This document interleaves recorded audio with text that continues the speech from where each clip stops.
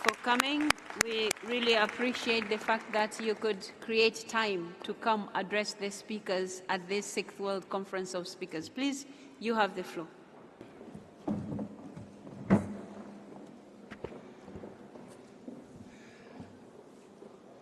Thank you, Honorable President Tulia Axon, Honorable Secretary General, and my good friend Martin Chungong, honorable speakers, good afternoon and welcome to Geneva. And thank you for the invitation to address you today.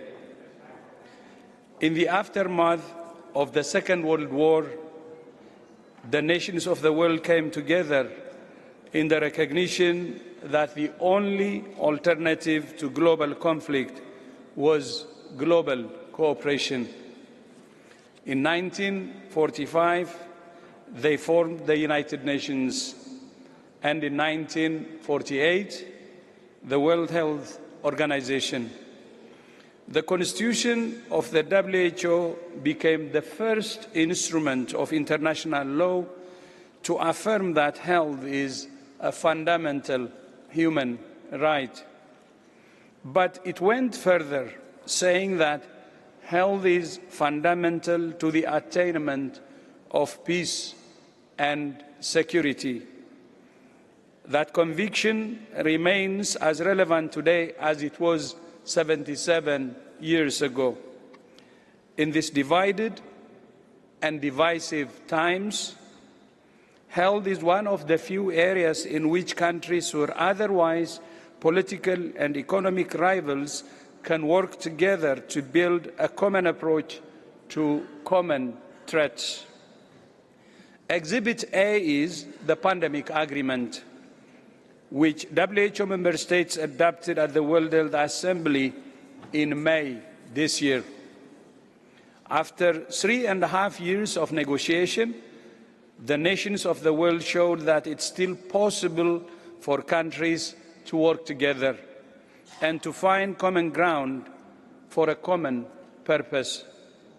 Some people spread false information, as you remember, about the agreement, and others said the agreement would not happen. There were sharp differences between countries. Many doubted it would succeed, but it did, and the nations agreed on the pandemic agreement. The adoption of the pandemic agreement was truly historic, a major win for health, but also for multilateralism in general. It showed that multilateralism is alive and well.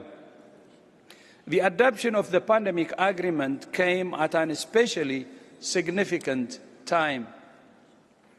As you're all aware, WHO has also been affected by cuts in aid by the United States and other countries. At the same time, in every crisis, there is an opportunity. And I'm confident that WHO will emerge from this situation stronger, sharper, and more focused on our core mandate, more empowered to serve the nations and people of the world. And we're making all the restructuring and change.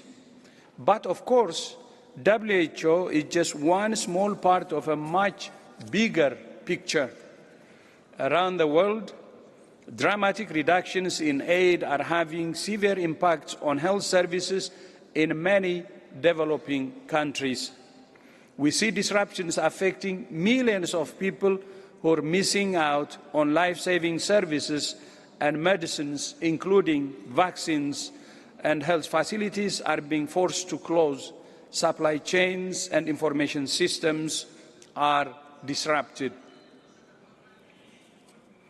But again, in the crisis lies an opportunity.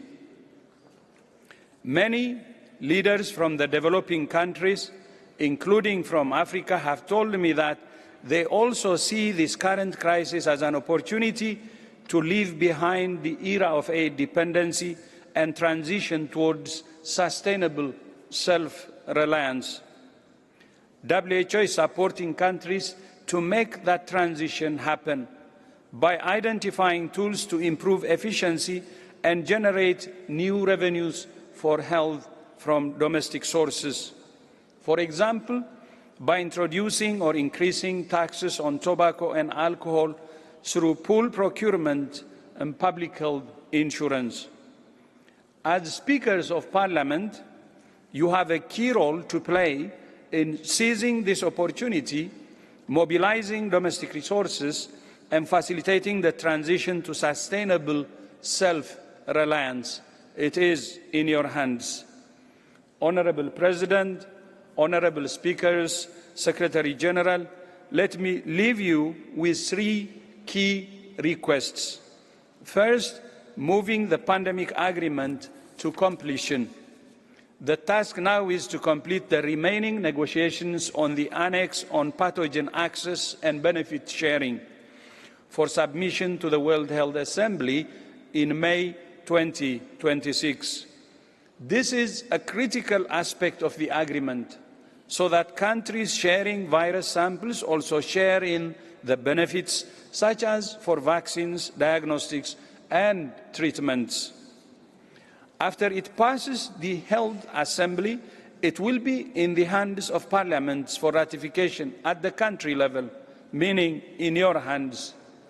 Parliaments will be the ones to ratify the agreement and to translate global consensus into national legislation. That brings me to my second request.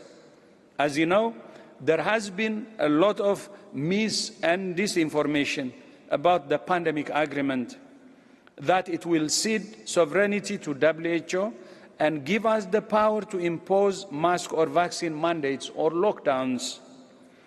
That's completely false.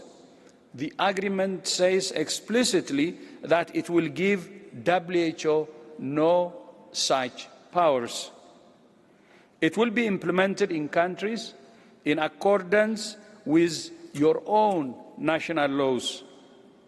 We seek your support in speaking out against this false information and these deceptions. Finally, we ask for your leadership in advancing sustainable financing for global health.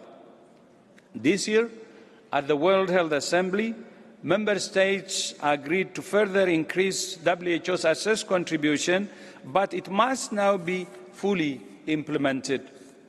Predictable, flexible funding enables WHO to respond more quickly to emergencies, support preparedness, and deliver on our mandate. Also prevent the same shocks like happening now from happening. It's parliaments that can keep governments accountable for their commitments. Your advocacy and leadership are vital in implementing this commitment in national budgets and appropriations to protect and promote health for all. As I have said many times, health is not a cost. It's an investment in peace, stability, and prosperity. Honourable Speakers, I offer my deep appreciation to the Interparliamentary Union for its strong collaboration with WHO.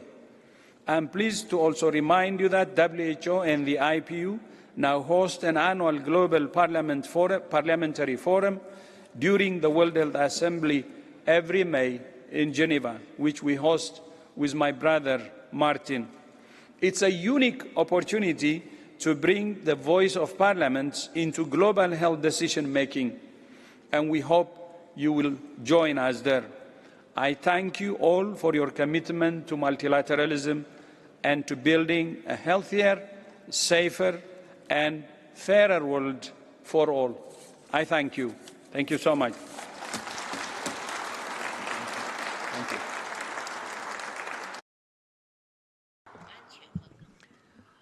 Colleagues, on your behalf, I would like to extend our appreciation to the Director General of WHO, Dr.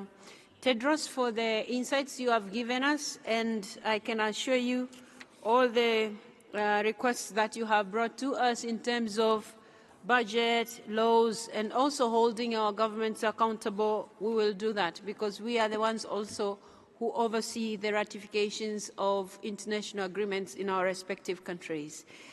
Colleagues, I would like now to hand over the chair to our speaker from Malta, Speaker Farugia. Please take over from me from now. Thank you so much.